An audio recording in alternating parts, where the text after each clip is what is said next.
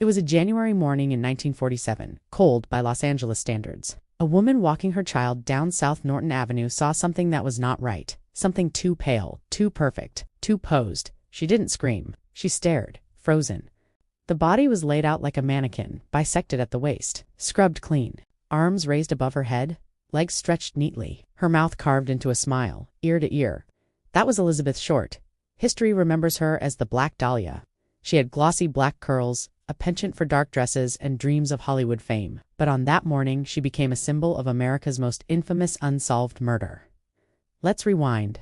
Elizabeth was just 22, born in Massachusetts. Moved to California with hopes of acting. She worked as a waitress, rode buses, drifted between cities.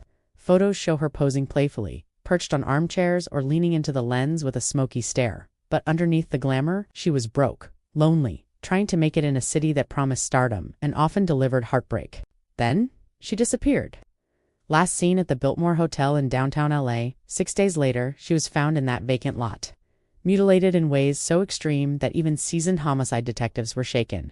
Her body showed signs of torture, surgical precision, no blood at the scene, which meant she was killed elsewhere and moved. Medical examiners couldn't pinpoint a time of death. One detail haunted everyone.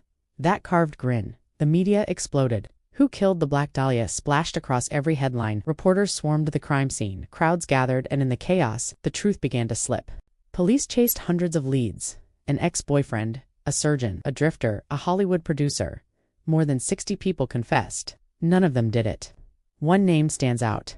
Dr. George Hodel, a wealthy physician with a taste for surrealism and a scandalous past. His son later claimed George was the killer.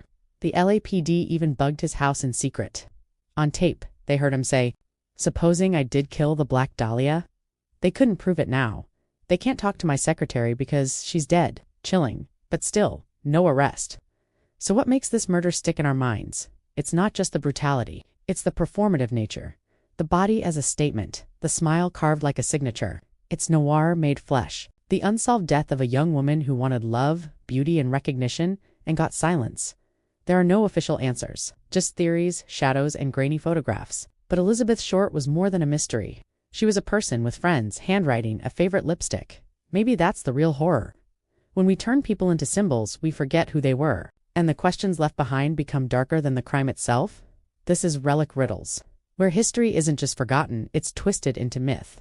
Subscribe for more stories that confront obsession, fame, and the spaces where truth goes missing.